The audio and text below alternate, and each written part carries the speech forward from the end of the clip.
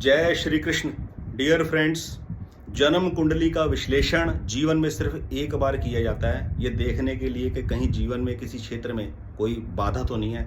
उसके लिए D1 chart लगन कुंडली, D9 चार्ट और चंद्र कुंडली का विश्लेषण किया जाता है और उसी आधार पर जेमस्टोन की प्रिस्क्रिप्शन की जाती है। सबसे मोस्ट इंपॉर्टेंट चीज़ होती है लाइफ के अंदर देखने वाली कि यंग एज में, जब आदमी यंग होगा 16-17 साल का, तब से लेकर 40-45 साल के बीच में कौन सी महादशा उस व्यक्ति को मिलेगी। कोई बड़ी महादशा लगने वाली है राहु की, शनि की, बुध की, गुरु की, या कोई छोटी दशाएं लगने वाली है मंगल की, सूर्य की, चंद्र की, केतु की। केवल उन ग्रहों का जीवन के अंदर सबसे अधिक प्रभाव होता है और सबसे बड़ा विजडम एस्ट्रोलॉजी का यही है कि उस यंग एज को कैसे टैकल किया जाए। यदि किसी जेमस्टोन की आवश्यकता है तो उस यंग एज में, उस महादशा की बिगिनिंग से पहले उसको धारण किया जाए।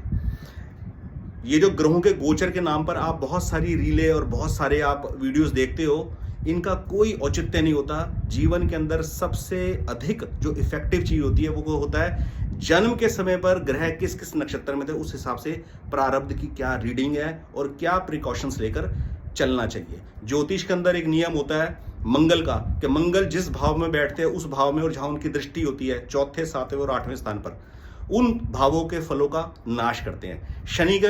शनि देव के लिए रूल होता है, शनि देव जिस भाव में बैठते हैं उस भाव की तो वृद्धि करते हैं, लेकिन उनकी जहां दृष्टि होती है तीसरे, सातवें और 10वें स्थान पे, उन भाव के फलों का वो नाश करते हैं। तो एक तो हो गए नेटिव प्लैनेट्स, जब जन्म हुआ था तब ग्रह कहां बैठे थे, एक तो उनकी दृष्टि तब जहां जाती उन भाव के फलों में नाश हो रहा है, और एक अभी गोचर के हिसाब से शनि कहां चल रहे हैं और मंगल कहां चल रहे हैं, उस हिसाब से भाव के फलों का नाश हो रहा है। तो जन्म कुंडली के 12 भावों में बचा क्या? कुछ भी नहीं बचा। फिर तो हर भाव के फल का नाश ही नाश हो रहा है। केवल और केवल D1 चार्ट लगन कुंडली ही मेन होती है प्रेडिक्शन के लिए, बाधा को पकड़ने के लिए।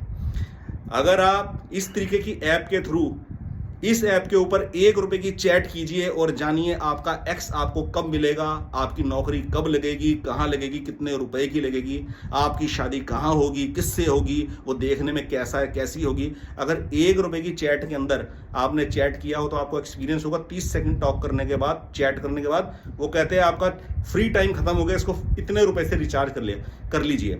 अगर ऐसे साधनों से आपको कोई सोल्यूशन नहीं मिला तो जेन्युइनली किसी अच्छे समझदार आदमी से एडवाइस लीजिए, तब आप एस्ट्रोलॉजी के चुंगल से बाहर निकल पाएंगे। एस्ट्रोलॉजी का असली बेनिफिट है एस्ट्रोलॉजी के चुंगल से बाहर निकल जाओ एक बार अच्छी तरह से उसको समझकर। किसी चीज का रेक्टिफिकेशन अगर आवश्यक है तो करिए, अदरवाइज केवल अपनी रेमेडीज कीजिए, पूजा पाठ कीजिए और जिंदगी व्यतीत कीजिए। जय श्री कृष्ण।